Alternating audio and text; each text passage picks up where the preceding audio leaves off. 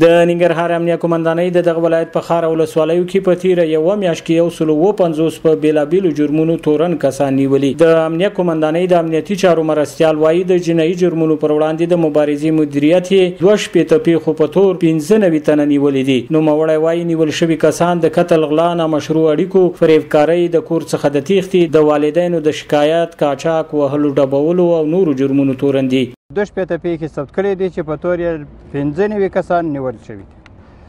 د قتل په تور 14 تنه، د غلا په تور 40 تنه، د نامشروع اړیکو په تور 18 تنه، د فریبکارۍ او کسبګرۍ په تور 9 تنه، د کور څخه د تېښتې په تور 4 تنه، د قاچاق په تور 2 تنه، د وهلو او ټکولو په تور 3 تنه، د والدینو د شکایت په تور 2 تنه، د فصلونو د پرې کولو په تور 15 تنه. مبارز همدارس د تروریزم پر وړاندې د مبارزې مدیریت له لوري هم په دغه موده کې په 8 ثبت شوو پیښو کې د وسلو او مهماتو سره د 14 کسانو د نیول کېدو خبره کوي.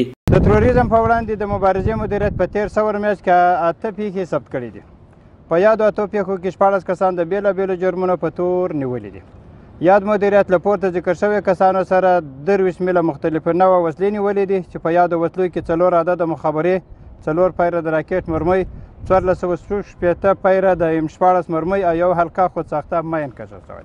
دغه چارواکي همدارس وایي د نشهیي توکو پر ضد د مبارزې مدیریت هم په 41 پیښو کې 46 تنه د ټابلیټکا، چرس، ښیښې، تاریاک او هیروینو سره یو ځای نیولي او همدارس په 2.5 جریبه ځمکه کرل شوي کوکنار هم له منځه وړي دي. د امنیه قومندانۍ د امنیتي چارو مرستیال وایي د شپې لخوا یو ارګان هم د تلاشۍ اجازه نه لري او که هر چیرته په دې نوم څوک ورځي لسی وګړي دي پرې نږدې امنیتي مسؤلین خبر کاندي. دوی همدارس ولس ته ډاډ ورکوي او زیاتوي هیڅ چاته به د دې اجازه ورنکړي چې د ټولنې فزیکي او رواني حالت ګډوډ کړي. د شپې لخوا د کورونو تلاشي مطلق بنده، هیڅ چاته د اجازه نه او د هیڅ ارګان لخوا د اجازه نشته چې د شپې لخوا د خلکو کورونو تلاشي وکړي. نو بنان له ټولو ښاریانو څخه، ننګرهاریانو څخه مو دا غوښتنه ده که د مجاهد په نامه د هر ارګان په نامه باندې څوک همدلته تلو د تلاشي په نامه باندې هغو ته اجازه مه ورکوئ. نږدې امنیتي مجاهدین په جریان کې اچوي تر څو د خلکو مخه ونیول. ځایي خلک د امنیه قومندانۍ دغه چاره ستایي او د امنیت د ټینګښت لپاره د لا زیاتو هلو ځلو غوښتنه کوي.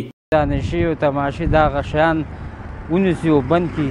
خو دې خو دا ځوانان ټول تباه شو. حکومت د نور هم کوشش وکړي طالبان چې نور هم د دې نه نور پرمختګ وکړي. انشاءالله وضعیت هم اوس ښه دی. چې کوم خلک راتلل فرضاً بعضې کورونو ته به تلل، هلته به خپل سرې تالاشیانې کولې.